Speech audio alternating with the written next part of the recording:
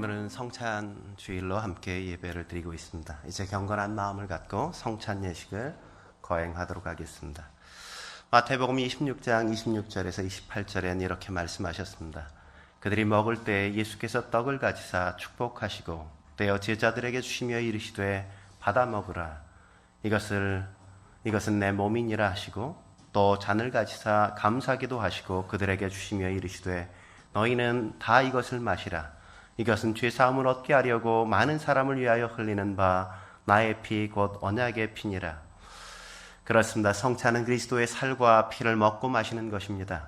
우리가 성찬을 통해 그리스도의 보혈로 정결케 되었을 뿐만 아니라 우리가 그리스도의 몸인 교회의 공동체로 부르심을 받아 한 몸이 되었다는 사실을 다시금 확인하는 것입니다. 시간 찬송가 149장 찬송 같이 1절과 2절 찬송 같이 드리겠습니다. 149장 찬송입니다.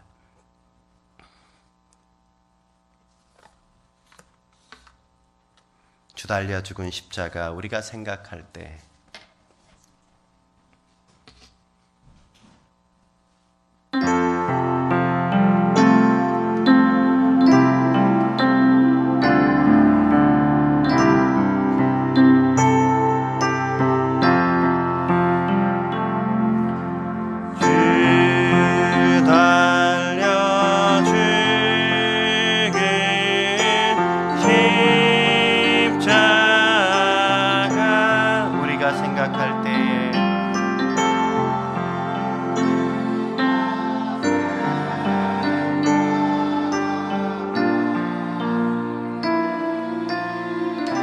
세상에 속한 욕심을 세상에 속한 욕심을 헛된 줄 알고 버리네. 헛된 줄 알고 버리네. 죽으신 구주밖에는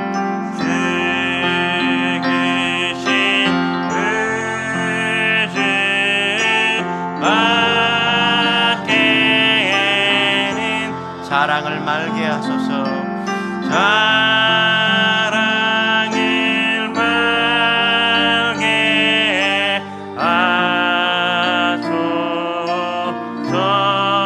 보혈의 공로 힘입어 보혈의 공로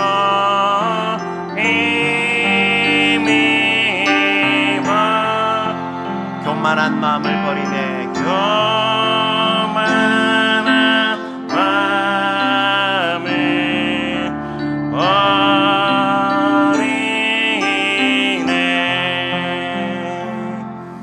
잠시 묵상하시겠습니다. 고린도전서 11장 27절에서 29절은 이렇게 말씀합니다.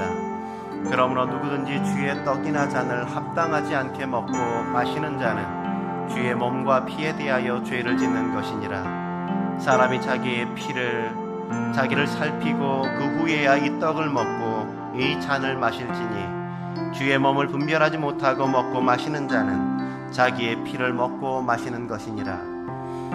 그러므로 이 시간 성찬을 들기 전에 자기를 살펴야만 합니다. 우리 안에 세상에 있는 모든 것, 육신의 정욕, 안목의 정욕, 이상의 자랑은 없는지, 여전히 갈등을 해결하지 못하거나 용서하지 못한 사람이 있다면 그건 역시도 참회해야만 합니다. 무엇보다 하나님보다 더 사랑한 그 무엇, 우상 숭배가 내 안에 있지는 않은지, 목숨을 다하고 뜻을 다하고 힘을 다하여 주 너의 하나님을 사랑하라 하셨는데 그렇게 사랑하지 못했다면 그 또한 참회해야만 합니다. 이 밖에도 성령께서 이 시간 내 마음에 떠오르게 하시는 죄가 있다면 이 시간 용서를 구합시다. 함께 성찬을 준비하며 참회 기도를 주님 앞에 이 시간 잠시 함께 드리겠습니다. 기도하시겠습니다. 거룩하신 하나님 아버지, 주님의 은혜 가운데 우리의 삶을 우리의 삶 속에 우리의 인생 가운데 여전히 사람에 대한 불편한 마음들이 주님 앞에 용서를 구합니다. 용서하지 못한 마음, 사람에 대한 부담, 이런 사람에 대해서 여전히 비난하고 비판했던 우리의 죄악을 주님 앞에 내려놓습니다. 하나님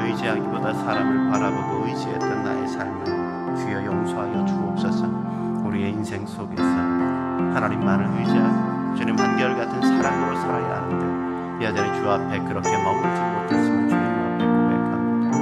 내 속에 내가 너무나도 많아서 주님이 머물 자리가 우리 안에 있지 않았음을 주 앞에 고백합니다. 주님 우리를 용서하여 주시고 우리를 정결하게 하시옵소서. 이 시간에 인치하사 우리를 새롭게 하사 주의 거룩한 몸에 참여하는 그 일에 주의 살과 피를 먹이며 합당하게 주여 저를 깨끗이 씻어 주옵소서.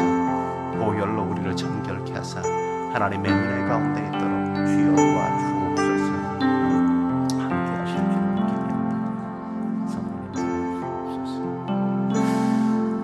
거룩하신 하나님 아버지, 우리의 죄를 위해 하늘 보좌 버리시고 이 땅에 오셔서 우리의 허물과 죄를 위해 십자가에 죽으시고 우리에게 새 생명을 주시기 위해 부활하심을 감사합니다. 죄를 사하여 주옵소서. 이 시간 우리를 새롭게 해 주옵소서. 우리를 위해 아낌없이 십자가에 내어오신 당신의 몸에 참여하는 이 성찬에 감사를 드립니다. 그리스도의 살과 피를 먹고 마시면서 세상의 모든 정과 욕심을 십자가에 못 박게 하시고 주 안에서 다시 살게 주여 도와 주옵소서. 예수님의 이름으로 감사하며 기도드립니다. 아멘. 이 시간 분병과 분잔을 나누기 전에 주께서 이렇게 말씀하셨습니다. 내가 너희에게 전한 것은 주께 받은 것이니 곧 주 예수께서 잡히시던 밤에 떡을 가시사 축사하시고 떼어 이르시되 이것을 너희를 위하는 내 몸이니 이것을 행하여 나를 기념하라 하시고 식후에 또한 그와 같이 잔을 가지사 이르시되 이 잔은 내 피로 세운 새 언약이니 이것을 행하여 마실 때마다 나를 기념하라 하셨으니 너희가 이 떡을 먹으며 이 잔을 마실 때마다 주의 죽으심을 그가 오실 때까지 전하는 것이니라. 이 떡은 예수님이 우리를 위해서 깨뜨리신 그분의 살입니다. 그리고 이 잔은 그리스도께서 우리를 위하여 흘리신 보혈입니다. 우리는 그의 피로 구속 곧 죄 사함을 받았습니다. 그리고 그분의 살에 참여함으로 모든 성도는 이제 더불어 그리스도의 몸에 한 몸이 되었음을 기억해야만 합니다. 이 시간 이제 저희가 나가서 성찬을 준비할 때 여러분이 경건한 마음으로 준비하시고 우리가 다 준비되어지면 한 분씩 앞에 나와서 주님의 몸에 또 주님의 살에 피에 함께 참여하시기 바랍니다. 우리 지 목사님 앞으로 나오셔서 같이 준비하겠습니다.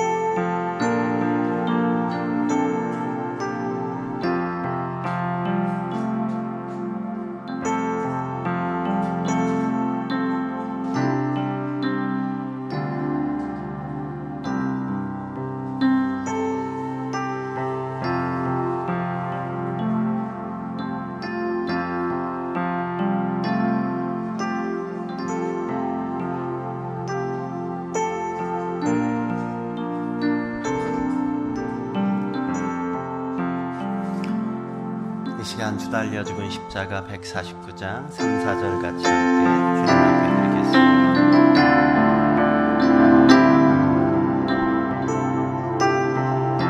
못 박힌 손발 보니 못 박힌 손발 보니 큰 잡이 나타내셨네.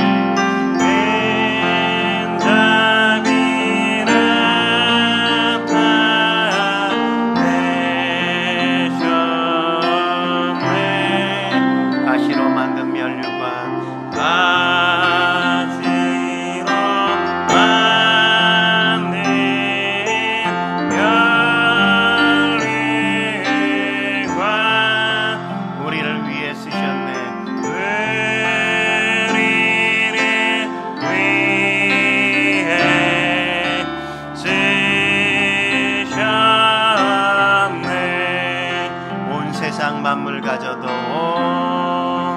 세상 만물 가져도 주 은혜 못 다 갚겠네.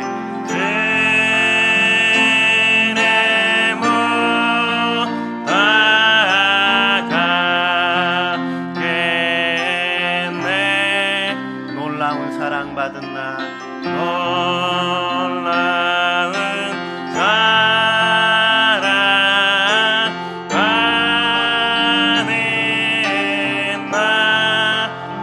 잼을 삼겠네.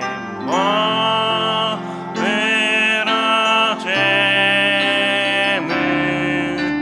삼겠네.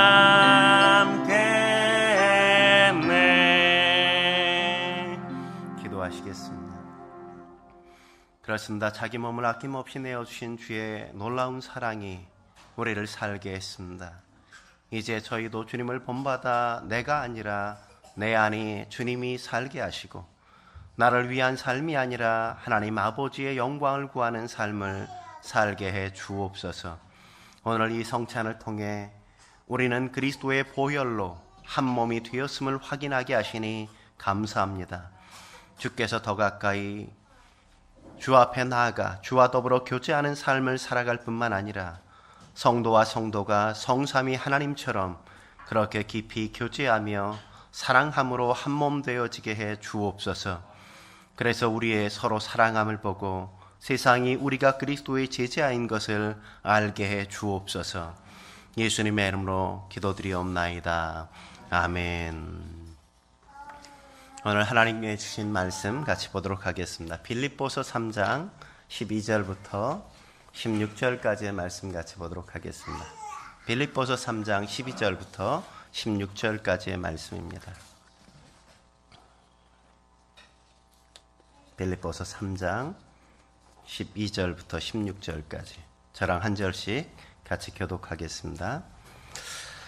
내가 이미 얻었다함도 아니요 온전히 이루었다함도 아니라 오직 내가 그리스도 예수께 잡힌 바 된 그것을 잡으려고 달려가노라.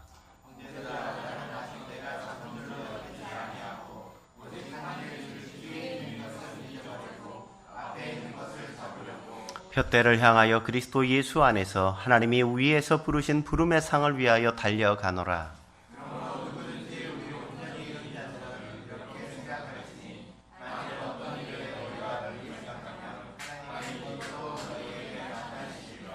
오직 우리가 어디까지 이르렀든지 그대로 행할 것이니라. 아멘. 네. 오늘은 목적을 가진 삶이 행복하다는 주제로 함께 말씀을 나눌까 합니다. 여러분 오래전에 유명했던 소설이긴 한데 인간시장이라는 소설 아십니까? 영화도 만들어졌죠. 그 책을 쓰신 그 밀러니언 셀러 작가요 뿐만 아니라 8년 연속 의정활동에서 1호로 평가받은 국회의원이었던 김홍신 작가가 쓴 인생사용 설명서에 보면 이런 내용이 함께 나오죠. 거기에 보면 담배 얘기가 나와요. 담배 얘기가. 그는 무려 37년 6개월 동안 담배를 아주 열심히 잘 폈다 그래요. 흡연은 폐암의 위험이 뒤따른다는 이야기를 듣고 또 그것은 주변 사람들에게 간접살인 행위라는 사실을 들을 때마다 나도 좀 금연해야 되겠다 이런 다짐을 줄곧 해왔지만 그러나 그것은 작심삼일이 되어서 언제나 포기되어지고 늘 흡연으로부터 자유롭지 않은 삶을 살았다는 거죠. 그러니까 원고를 쓸 땐, 소설을 쓸 때는 무려 하루에 3갑에서 4갑까지도. 그러니까 담배를 물지 않으면 글이 안 놓을 정도로 그렇게 담배의 골초였다 그래요. 어느 날, 그래서 그가 어느 날 수필을 쓰기를 죽는 날에도 담배를 입에 물고 죽겠다 이런 수필까지 썼다니까, 그러니까 얼마나 담배를 굉장히 좋아했는지 알만하지 않습니까? 근데 그분이 어느 날 금연하기 시작했다는 거예요. 금연하게 된 동기가 스승님을 만났는데 스승님이 한마디 던진 말이 그 마음에 그냥 꽂히기 시작했다는 거예요. 스승이 이렇게 얘기했대요. 쥐는 쥐약인 줄 알면 먹지 않는데 사람은 쥐약인 줄 알면서도 먹는다네, 이렇게. 쥐는 쥐약인지 알면 안 먹잖아요. 근데 사람은 쥐약인 줄 알면서도 왜 그렇게 처먹는지 모르겠다, 이렇게. 그분이 또 말하기를 이렇게 얘기했대요. 뜨거운 물잔은 얼른 내려놓으면, 뜨거운 물잔은 얼른 내려놓으면 되는데 뜨거운 물잔인 줄 알면서도 계속 붙잡고 있으니까 어떻게 그 고통으로부터 자유로울 수 있는가? 알면서도 안 하고 있는 그들의 어떤 안타까움. 스승의 그 이야기를 듣고는 그의 마음속에 거대한 충격이 있었대요. 그래서 결단을 내렸답니다. 세상을 끌고 가도 시원찮은데 담배에 끌려 살아가는 내 인생이 말이나 되는가? 담배에 끌려다니는 내 인생이 말이 되는가? 그는 37년 6개월 동안 쥐고 있던 뜨거운 물잔을 내려놓기로 했어요. 그리고 그는 더 이상 그것에 지배받지 않는 인생을 선택했습니다. 백해무익할 뿐만 아니라 남에게 피해를 주는 이 담배, 나는 더 이상 끌려다니지 않기로 그는 거부하기로 시작한 거죠. 그가 담배를 끊고 이제 사람들에게 많은 이야기를 들었는데 사람들이 다 한결같이 이야기하기를 야, 참 독하다 이런 얘기를 하더래요. 참 독하다. 근데 가만히 생각해 보니까 사실 내가 독한 게 아니라는 거죠. 독극물을 삼키는 사람이 독한 사람이지 독극물을 피하는 사람이 독한 사람인가, 그런 생각이 들더래요. 그렇지 않아요? 독인 줄 알고 독을 먹는 사람이 독한 거지 독인 줄 알고 독을 거절하는 사람이 독하냐 이거죠. 그래서 담배를 끊었대요. 우리의 인생 한마디로 말하면 무엇에 사로잡혀 살 것인가가 아니겠습니까? 김홍진 작가가 37년 6개월 동안 담배에 사로잡혀 살았던 것처럼 우리의 인생도 무언가에 그렇게 붙들려 삶을 살아가고 있지 않습니까? 여러분은 무엇에 붙들려 살아가고 있습니까? 여러분을 붙잡고 있고 여러분을 놓아주지 않는 것, 뭐가 여러분의 인생을 붙잡고 있나요? 내가 붙잡고 있는 가장 많이 나의 삶에 내가 시간을 투자하는 것은 어떤 것이 있어요? 내가 나의 인생 속에 가장 많은 돈을, 재물을 가장 많이 투자하고 있는 건 어떤 것입니까? 여러분이 잠든 시간이 아닌 그 나머지 시간 가운데 일하는 시간을 제외하고 가장 많이 나의 삶을 지배하고 나의 삶에 영향을 끼치고 있는 건 어떤 것인가요? 그것이 어쩌면 우리의 인생을 이끌어가는 우리의 삶의 목적일 수 있다는 사실을 우리는 결코 잊지 말아야 돼요. 내가 그것이 아니라고 거절해도, 내가 그것이 아니라고 이야기해도 그것이 우리의 삶의 표대요, 우리의 인생을 이끌어가는 능력이라는 사실을 우리는 부정하지 말아야만 하는 겁니다. 오늘 바울은 뭐라고 이야기합니까? 12절 말씀에 이렇게 말하지 않아요? 오직 내가 그리스도 예수께 잡힌바된 것을 잡으려고 달려가노라. 그는 잡힌바된 그것을 잡으려고 달려간다. 바울은 우리처럼 세상의 그 어떤 것에 붙들려 살아가고 있다고 고백하지 않습니다. 그는 예수께 내가 붙들려 예수께 사로잡힌 인생을 살고 싶다. 예수가 나의 인생의 목적이고 예수가 나의 삶의 이유가 되어지는 인생 내가 살고 싶다고 바울은 그렇게 이야기하고 있는 것 아니겠습니까? 그의 삶의 모든 에너지, 그의 인생의 모든 최고의 가치, 그것이 주님 앞에 맞춰진 인생을 나는 살려고, 나는 그렇게 달려간다고 이야기하고 있죠. 그렇다면 우리가 분명한 인생의 목적을 갖고 사는 것 어떻게 가능할까요? 첫째로 우리는 현재의 거룩한 불만을 가질 수 있어야만 합니다. 현재에 대한 거룩한 불만을 가질 수 있어야 된단 말이죠. 오늘 바울은 만족하지 않다고 이야기하고 있지 않습니까? 그러니까 가장 먼저 언급하는 게 바로 이것이죠. 12절 말씀 같이 한번 읽어볼까요? 12절 말씀 같이 읽겠습니다. 시작. 내가 이미 얻었다함도 아니요 온전히 이루었다함도 아니라 오늘 내가 그리스도 예수께 잡힌 바 된 것을 잡으려고 달려가노라. 바울이 여전히 달려가는 이유가 뭐라고요? 내가 이미 얻었다함도 아니고 내가 이미 이루었다함도 아니라고 그는 고백하고 있지 않습니까? 내가 오늘 또다시 달려가는 이유, 내가 오늘 깨어나서 또다시 하루를 시작하면서 내가 시간을 허비하거나 낭비하지 않고 내가 뛰어가는 이유가 뭐라고요? 나는 현재 내가 갖고 있는 것에 만족할 수 없다 이거죠. 나의 삶의 오늘의 현실이 나는 불만족하다 이렇게 그는 이야기하는 것 아니겠습니까? 네, 과연 바울이 왜 그럴까요? 과연 바울이 아무것도 얻지 못하고 아무것도 이루지 못한 삶이 그의 인생이었기 때문에 그는 오늘 나는 불만이 있다 이렇게 얘기하는 걸까요? 그렇지 않습니다.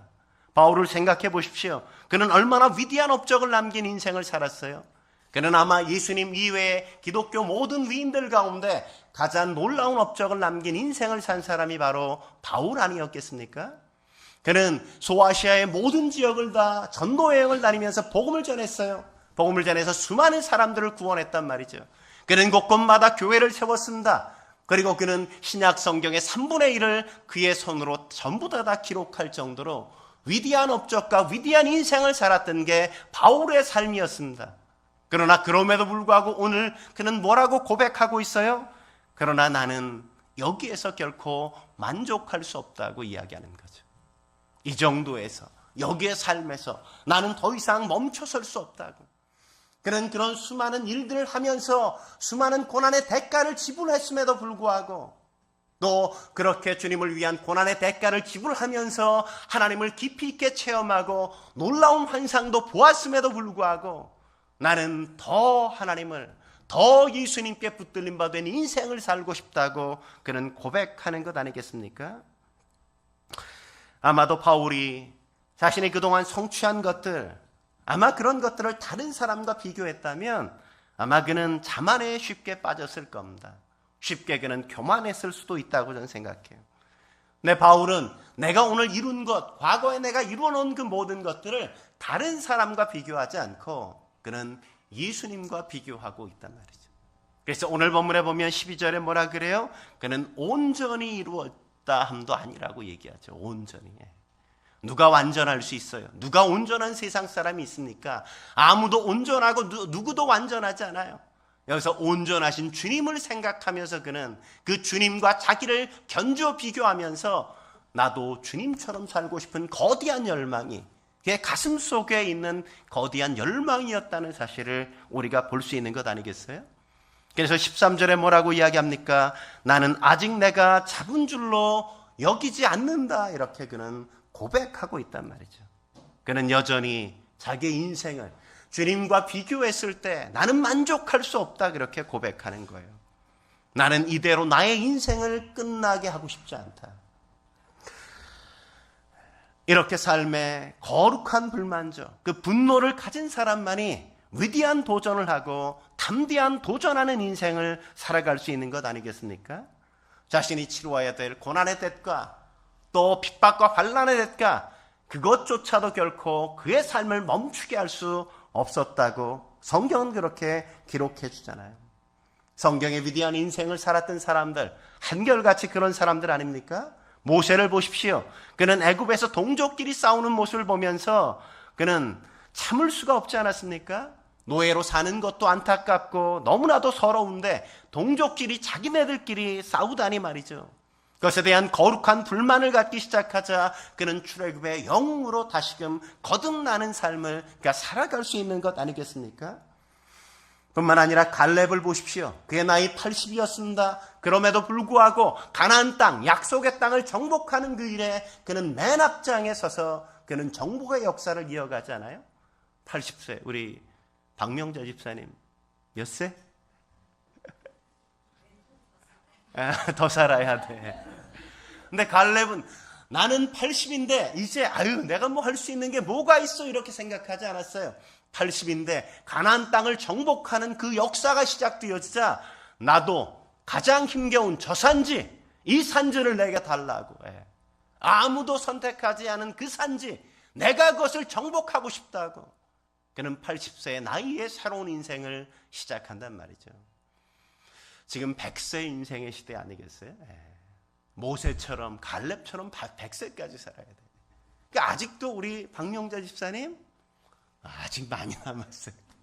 우리 박명수 집사님도 아직도 한참 더 가야 돼. 이제 이 나이에 뭘 할까? 아니요. 그 나이면 충분히 더 놀라운 일들, 더 큰 일들을 시작해 갈 수 있단 말이죠. 다윗을 보십시오. 그러니까 어린 소년이었다고 하지 않습니까? 소년의 나이에 블레셋과의 국가적인 전쟁이 시작되어질 때, 그러니까 형들에게 그냥 찾아가서 함께 뭘 갖다 주라 그래서 심부름 갔는데, 블레셋 군대도 아니고 블레셋에 있는 한 장수 골리앗이 이스라엘 군대를 향해서 하나님의 이름을 모욕하고 모독하니까 그 광경을 보고 분노하잖아요. 거기에서 벌벌 떨고 있는 이스라엘의 민족들을 보면서, 군사들을 보면서, 도망치는 걸 보면서 그러니까 화가 나서 견딜 수 없잖아요. 골리앗이 야 니네 대표 하나 내보내 이러니까 그래 내가 나가지 이러면서 이 어린 소년이 거대한 3m가 넘는 거대한 골리앗 앞에 하나님의 이름이 모독당하는 걸 견딜 수 없었어요. 참을 수 없었습니다. 그리고 나가서 싸웠죠. 싸웠어. 그가 가지고 나간 건 물매에 돌 5개밖에 가지고 나가지 않았어요.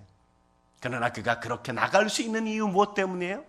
하나님의 이름이 더 이상 모독당하는 거 나는 참을 수 없다 이거죠. 견딜 수 없는 거대한 불만, 분노가 그의 마음속에 있었어요. 그래서 나가서 싸웠어요. 그는 민족의 영웅이 될 뿐만 아니라 이스라엘 백성들이 아직도 가장 존경하는 왕으로 그렇게 기억되는 인물 아니겠습니까? 어떻게 그게 시작되었어요? 거룩한 불만죠. 거대한 분노, 거룩한 분노가 그의 마음속에 있었기에 시작됐단 말이죠. 느헤미야도 보십시오. 이스라엘 백성들에게, 이스라엘 땅에 다녀오는 사람들에게 이스라엘 땅이 어떠한지 가서 봐서 보고 나에게 좀 얘기해달라고.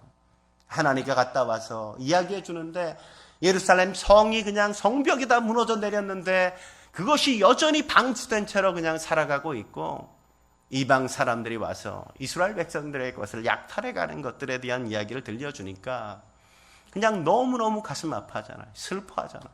그날부터 금식하죠. 슬피 울면서 하나님 앞에 기도하기 시작하잖아요.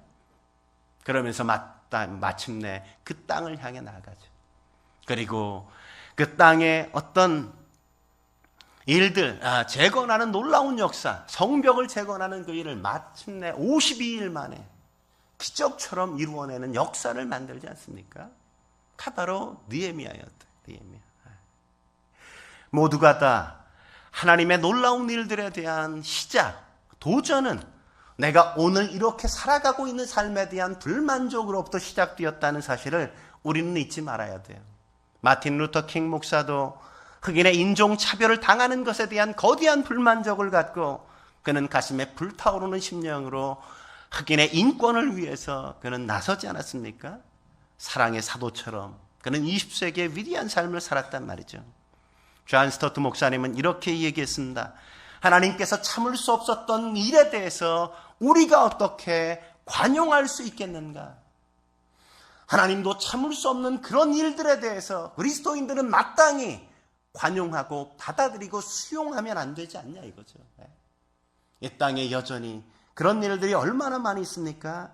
가정이 파괴되어지고 있고, 관계가 깨어지고 있고, 불평등이 만연해져 있고, 정의가 그렇게 굽혀져 있고, 가난이 인간을 파괴해가고 있고, 인격이 무시되는 이 사회에 하나님의 이름이 모독당하고 여전히 복음이 필요한 세대가 얼마나 많이 있는데, 복음으로부터 소외된 영혼들을 향해서 우리는 여전히 그냥 무기력하게 가만히 있고 있다면 우리는 달라져야 되겠죠.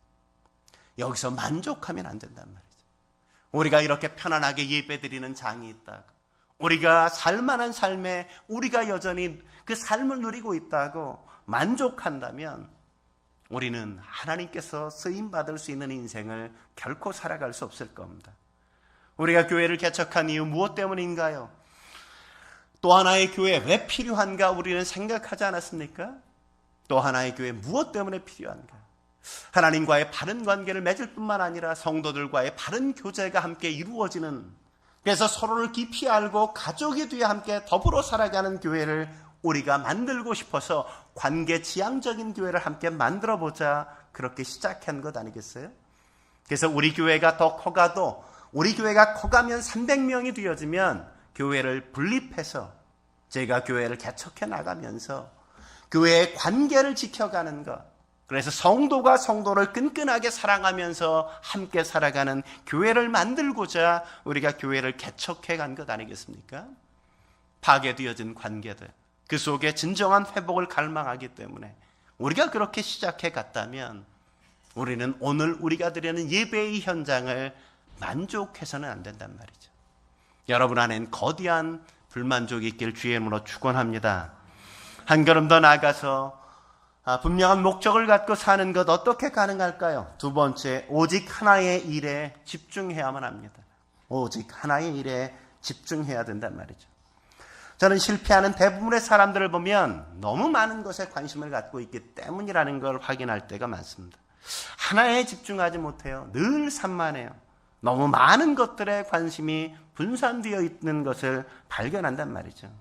그러니까 너무 많은 것에 관심이 분산되어 있으니까 어느 것 하나 제대로 되는 게 없는 경우가 많단 말이죠. 그런 사람의 특징 보면 늘 분주하단 말이죠. 바빠요. 시간이 없어요. 눈코 뜰 새 없이 그냥 바쁜 것 같아요.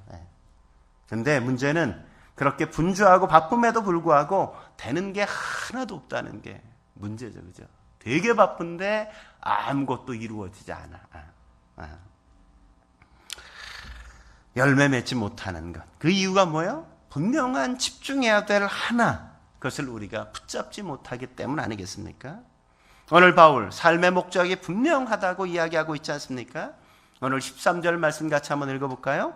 13절 말씀 같이 한번 읽어보도록 하죠. 시작.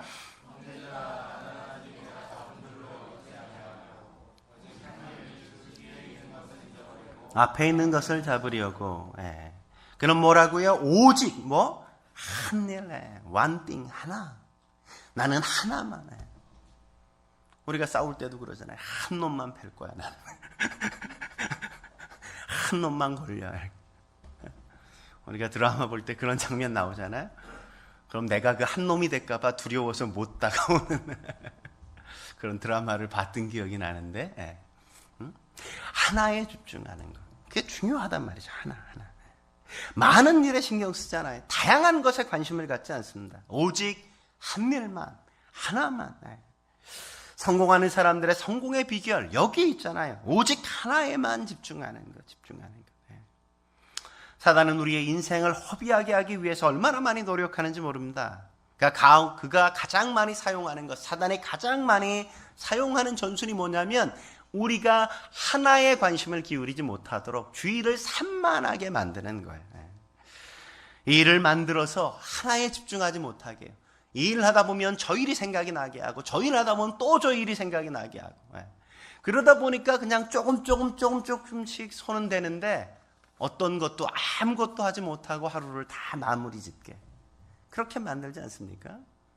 느헤미야가 성전을 재건할 때도 그랬잖아요. 성벽을 재건하는데 하나니가 찾아와서 얼마나 많이 그것을 괴롭힙니까? 사단이 그 이웃 주민들을 찾아와가지고 그들을 끊임없이 괴롭히잖아요. 관심을 자꾸만 딴 데 돌리잖아요.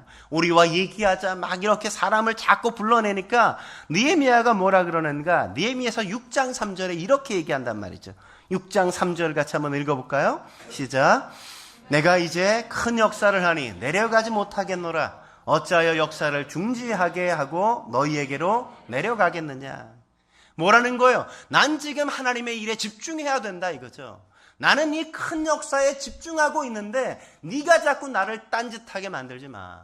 난 너랑 놀 시간 없거든. 난 너랑 지금 대화할 기분 아니거든. 나는 지금 이 일에 집중해야 돼. 그냥 관심 없어. 가버려. 이렇게 끊어버리는 그의 삶의 모습을 보지 않습니까?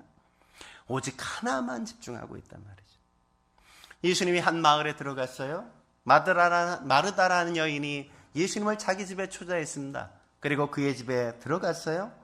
마리아라는 동생은 예수님의 발치 앞에 와가지고 예수님의 이야기를 막 듣고 있는데 마르다가 분주하게 음식을 막 만들잖아요. 근데 만들다 보니까 너무 버겁고 힘겹거든. 그러니까 예수님에게 찾아와서 마르다가, 언니 마르다가 그러잖아요. 주님, 제 마리아 좀 저에게 얘기해서 나 좀 도와주라고 얘기 좀 해주세요. 쟤만 저렇게 빈둥빈둥 놀면 되겠습니까? 이렇게 주님께 도와달라고, 걔를 보내달라고 요청하잖아요. 그때 예수님께서 뭐라 그러는지 아세요? 같이 한번 누가복음 10장 41절, 42절 같이 한번 읽어보도록 하죠. 41절, 42절 시작. 주께서 대답하여 이르시되 마르다야 마르다야, 내가 많은 일로 염려하고 근심하나 몇 가지만 하든지 혹은 한 가지만이라도 족하니라. 마리아는 이 좋은 편을 택하였으니 빼앗기지 아니하리라 하시니라. 주님께서 뭐라고요? 내가 많은 일로 근심하고 염려한다고. 왜 염려가 있어요? 왜 근심이 있어요? 많은 일 때문에, 많은 일 때문에. 일이 많지 않으면 염려하거나 근심하지 않을 수 있어요. 근데 자꾸만 많은 것에 관심을 분산시키다 보니까 내 마음속에 근심이 있고 걱정이 찾아오고. 그래서 여기서 염려라는 단어가 뭐냐면 메리나오라는 단어인데, 이 말의 뜻이 뭐냐면 마음이 찢겨 있다, 마음이 나누어져 있다, 이런 뜻이에요. 이것저것에, 너무 많은 것에 마음이 찢겨 있고 나누어져 있으니까 마음이 전쟁터야. 산만해 죽겠어. 스트레스 만빵 받아. 답답하단 말이죠. 하나의 일에 집중하지 못하고 다양한 것에. 주님께서 뭐라고 말씀하셨어요? 마리아는 이 좋은 편이 뭐예요? 한 가지든지 아니면 몇 가지만 하는 이 좋은 편을 택했다, 이렇게 말씀하시잖아요. 우리가 많은 일을 하려고 그러면 안 돼. 많은 게 아니라 하나 아니면 두세 가지 정도.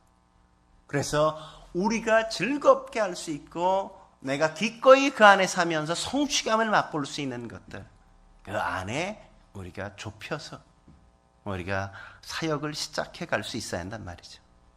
뿐만 아니라 한 가지 일에 집중하려면 많은 일을 경계하면서도 또 하나, 지난 일들은 잊어버릴 수 있어야 돼. 지난 과거들, 지난 일들은 자꾸 잊어버려야 돼. 그래서 잊어버린다는 말은 기억하지 못한다, 머리가 나빠서 머리에서 다 지워버린다는 의미가 아니라 더 이상 지난 일들에 대해서 감동을 받지 않는다, 지난 일들로 인해 영향을 받지 않는다, 이런 의미예요. 과거 다 잊는 사람이 어디 있어요? 다 기억이 나잖아요. 그죠? 근데 그 과거에 감동 먹지 말라. 그 과거가 나를 지배하지 못하게 하란 말이죠. 그게 바로 잊는다는 의미예요. 우리의 과거, 내가 이루었던 좋은 일이나 나쁜 일들, 성공했던 것이나 실패했던 모든 삶이 더 이상 나의 삶에 영향을 끼치지 못하게 하라는 겁니다. 과거는 우리가 바꿀 수 없는 문제란 말이죠. 그러나 우리가 과거는 바꿀 수 없지만 과거의 의미는 바꾸어 놓을 수 있잖아요. 바울에게 기억하고 싶지 않은 과거가 참 많이 있었단 말이죠. 그도 그리스도인들을 박해하고, 그도 스테반을 죽이는 일에 동참했단 말이죠. 얼마나 거대한 상처와 아픔이겠어요. 그런데 그 과거는 변하지 않지만 그 일로 인해서 내가 오늘 예수님을 만났고, 예수님을 만나는 만남 때문에 새로운 인생을 살 수 있었다는 사실도 그는 겸허하게 인정한단 말이죠. 뭘 할 수 있다고 과거의 실패 속에 붙들려 있지 마십시오. 과거의 이룬 성취에 감격해서 오늘을 허비하거나 자만하여 낭비하지 말란 말이죠. 내가 살아갈 또 하루, 이 하루를 다시금 시작할 수 있어야 합니다.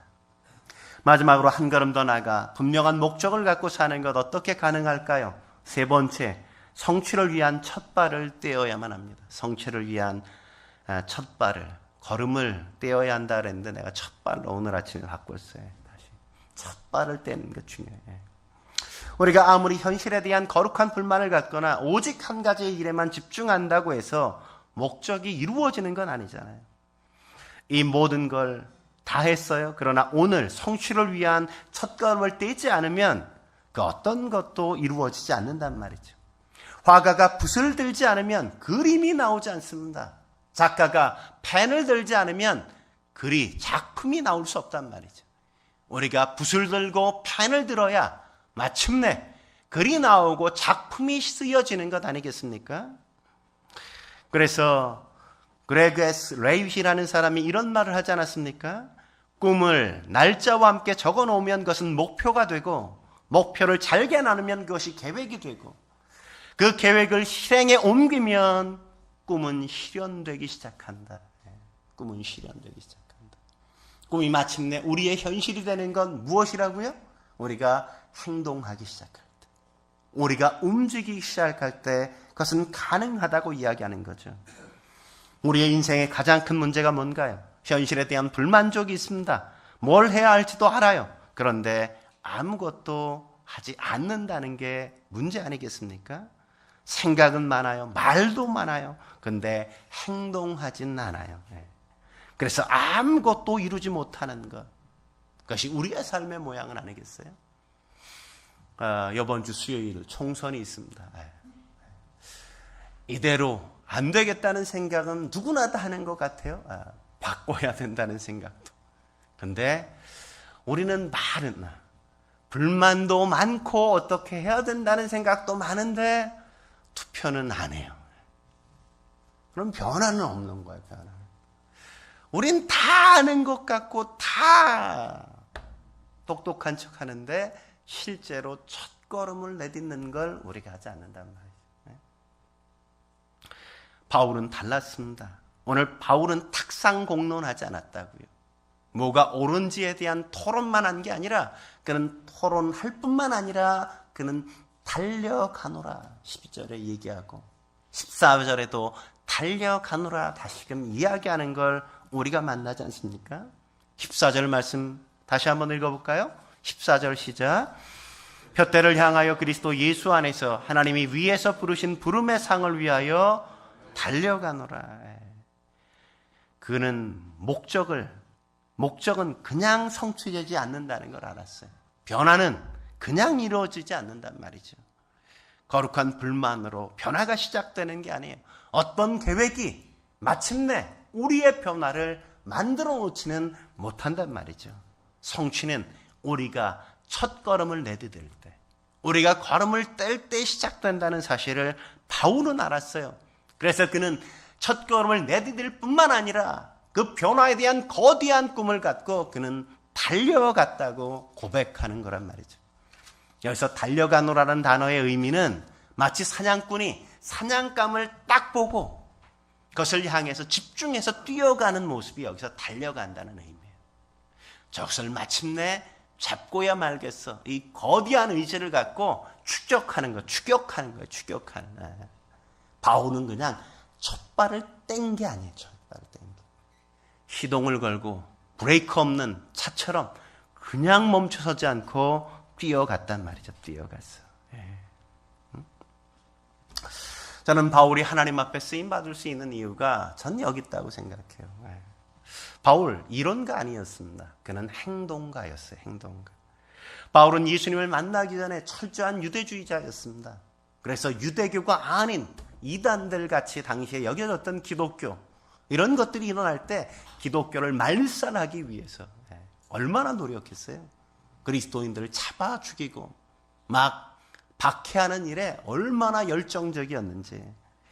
오늘 본문에도 3장 6절에도 그러잖아요. 내가 열심으로 교회를 박해했다 이렇게 얘기하잖아요. 열심으로. 그런데 그가 예수님을 만나고 거듭나도 그 열정적인 행동적 기질은 변하지 않았습니다. 주님은 그 행동가적 기질, 생각하면 몸이 그냥 움직여가는, 생각하는 것 속에 쾌감을 느끼는 게 아니라 생각하고 몸이 따라가서 마침내 이룰 때 어떤 흥분하고 재미 느끼는 그의 삶에 그 기질을 사용하셨어요. 그러니까 예수 믿고 얼마나 놀라운 삶을 삽니까? 그는 세계를 다니면서 복음을 전하죠. 어떤 고난도 그를 멈춰서지 못하게 만들었습니다. 역경도 고난도. 내 이 열망, 내 꿈꾸는 이 꿈, 이방인이 마침내 복음을 듣고 구원받는 놀라운 역사, 이것이 이루어지는 것을 나는 마침내 보고 싶은 거대한 열망에 사로잡혀서 고난의 한복판 속에서도 그는 여전히 달려가고 브레이크 없는 차처럼 그렇게 뛰어갔단 말이죠. 바울을 멈춰서게 만들 수 있는 것이 세상에 그 어떤 것도 존재하지 않았습니다. 어떤 삶의 환경도 여건도 결코 그를 세우지 못했단 말이죠. 그는 탁월한 열정으로 그렇게 달려갈 수 있었단 말이죠. 예레미야가 예레미야 33장 2절에 하나님이 바로 그런 분이라고 이야기하지 않습니까? 하나님 야신도 행동가라고 이야기하죠. 같이 한번 읽어볼까요? 시작. 이 일을 행하시는 여호와, 그것을 만들며 성취하시는 여호와, 그의 이름을 여호와라. 하나님의 이름이 뭐라고요? 일을 만드셔. 교회 가운데도 자꾸 일을 만드는 사람이 있어야 돼요. 그냥 뭐 생각만 하는 게 아니라 일을 자꾸만 만드는 사람이 필요해요. 그리고 마침내 그 일을 성취해 가는 사람이에요. 그냥 일만 만드는 사람이 아니라 일을 시작했으면 마침내 끝을 보는 사람만, 그런 사람이 있어야 된단 말이죠. 칼을 뽑았으면 무라도 잘라내야지. 무라도. 칼은 맨날 빼는데 아무것도 없어. 그러면 안 된단 말이죠. 하나님은 그것을 만들어 성취하시는 분이라고 성경은 그렇게 말씀하신단 말이에요. 저는 그런 상상을 해봅니다. 바울이 이전에 유대교에 열심이었다가 예수님을 믿고 그 열정으로 주님을 섬기는 것처럼 여러분의 잠재되어 있는 세상 것에 대한 사랑이 거듭나 거룩하게 변화되어서 하나님을 위하여 드려지면 어떨까? 그런 것들을 꿈꾸게 되어져요. 드라마의 페인이었던 사람이 성경 연구의 페인이 되면 얼마나 달라질까? 핸드폰에 붙잡혀 살던 사람이 예수님께 붙잡힌 바 되어진다면 얼마나 놀라운 일이 일어날까? 골프에 미친 사람이 주님께 미치면 얼마나 달라진 인생을 살까? 세상에 푹 빠져 사는 그 어떤 것에 그 빠져 삶이 주님 앞에 거룩하게 거듭날 수 있다면 그 인생은 놀라운 역사를 만드는 에너지, 거대한 파워가 되지 않겠습니까? 여러분의 에너지가 잘못되지 않았다. 여러분 안에 있는 에너지는 어디에 무엇을 위하여 바쳐지냐에 따라서 놀라운 역사를 만들 수도 있는 거예요. 여러분의 삶을 그냥 아무 쓸모없이 아무도 기억되지 않고 의미 없이 만들어 가게도 할 수 있고, 그 열망이 거룩한 것에 의미 있는 것에 들여지면 세상에 놀라운 변화를 만들 수도 있다는 사실을 잊지 마십시오. 우리가 할 일들 얼마나 많이 있습니까? 아직도 주님을 알지 못하는 많은 사람들, 이대로 인생을 끝낼 건가? 내가 한 영혼도 구원하지 못했는데 이대로 나의 삶을 마감할 건가? 내가 한 교회도 든든하게 세우지 못했는데 내가 이대로 주님 만날 수 있을까? 우리의 가족이 여전히 주님 앞에 있지 않은데 우리는 여전히 이렇게 인생을 끝마칠 수 있을까? 인권의 문제, 전쟁의 문제, 세상의 많은 문제들, 그것을 알면서도 나는 여전히 묵과하고 그대로 살 수 없단 말이죠. 그 하나를 우리가 붙잡고 그 일에 매진할 수 있다면 우리는 하나님 앞에 가서 주님을 만나는 기쁨과 감격으로 주님 앞에 설 수 있지 않겠습니까? 저는 그런 인생 다시금 시작했으면 좋겠습니다. 내 나이 80이어도 다시 시작할 수 있어요. 내가 아직 어려도 나도 뭔들 하나님께서 주시는 부담을 갖고 다시 시작해 갈 수 있다면 우리는 놀라운 일을 다시금 시작할 수 있는 겁니다. 여러분의 인생을 통해서 하나님의 거룩한 목적이 이 시대 가운데 성취되어지게 주의 이름으로 축원합니다. 함께 기도하시겠습니다.